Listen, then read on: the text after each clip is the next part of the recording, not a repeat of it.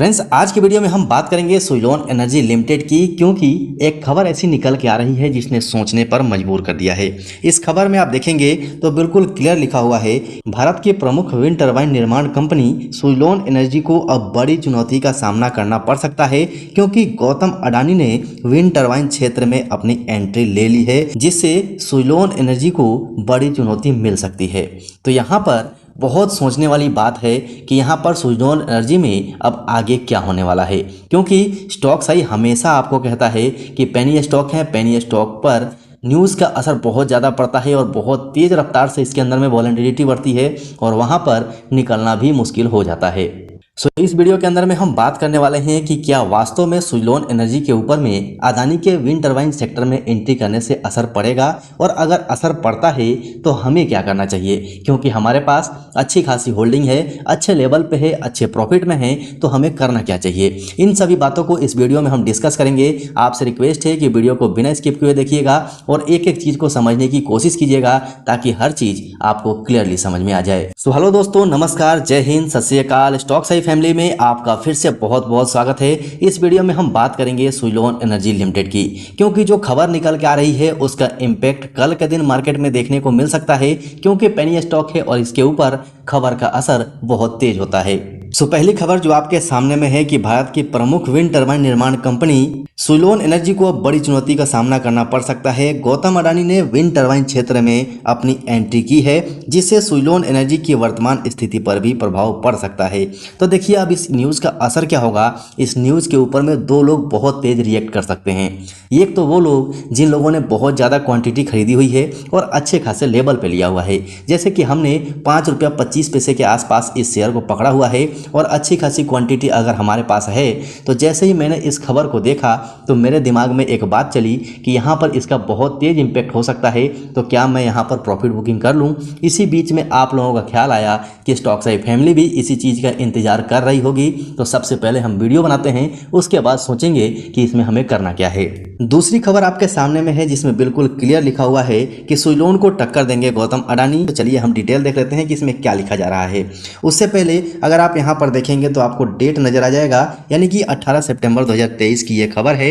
इस आर्टिकल में लिखा हुआ है कि देश की प्रमुख कंपनी गौतम अडानी ने हाल ही में विंड टरबाइन कारोबार के विस्तार के लिए जर्मनी की टरबाइन मेकर कंपनी से समझौता किया है। अब इस समझौते में ध्यान से देखिएगा क्या है। इस समझौते में ये लिखा हुआ है कि अडानी ग्रुप के चेयरमैन गौतम अडानी का लक्ष्य विंड टरबाइन कारोबार में एक नई क्रांति लाना है।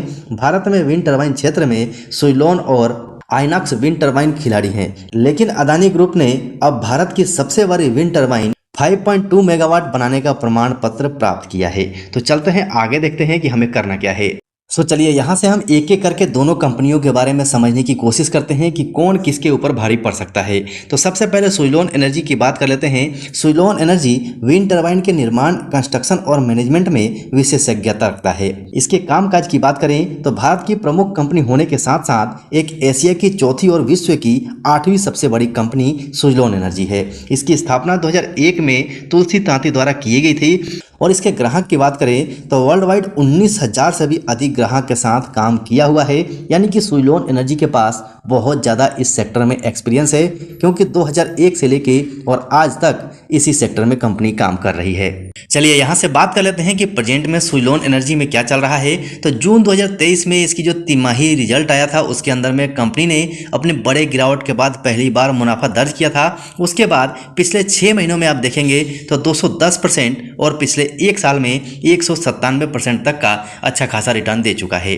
अब सुइलोन एनर्जी में इन्वेस्टमेंट की बात कर लेते हैं कि सुइलोन एनर्जी में जो बड़ी इन्वेस्टमेंट है वो किसके तरफ से की गई है। भारत के सुपर इन्वेस्टर्स मुकुल अग्रवाल ने 290 करोड़ की होल्डिंग रखी हुई है, जो सुइलोन एनर्जी के अंदर में है।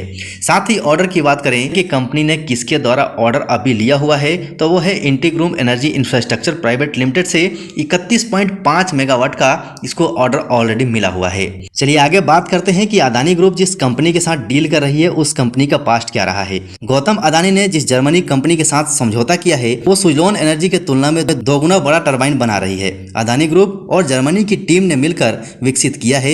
यह विंड टरबाइन अब कमर्शियल उपयोग के लिए भी तैयारी कर रहा है। तो यहाँ पर हम ये देख सकते हैं कि सुइलोन एनर्जी और दोनों के बीच में डिफरेंट बहुत ज़्यादा है, क्योंकि इसके पास एक्सपीरियंस ज़्यादा है और जर्मनी की कंपनी के पास बनाने की कैपेसिटी ज़्यादा है। तो हमें ध्यान यहाँ पर ये रखना है कि सोइलोन एनर्जी में हमें क्या करना है। आप ध्यान में रखिएगा, पेनी स्टॉक है, पेनी स्टॉक में न्यूज़ का असर बहुत ज़्यादा पड़ता है। तो कल मार्केट खुलने के साथ ही इसके अंदर बहुत ज़्यादा वॉलेटिलिटी नज़र आ सकती है। तो इसमें अगर आपकी होल्डिंग अच्छी खासी है तो 21 रुपये का स्टॉप लॉस ट्रेल करके रखिएगा, स्ट्रिक्टली फॉलो कीजिएगा, क्योंकि यहाँ पर जब गिरावट आएगी तो आप इसे रोक नहीं पाएंगे। यहाँ पर लोअर सर्किट में लॉक भी नज़र आ सकता है।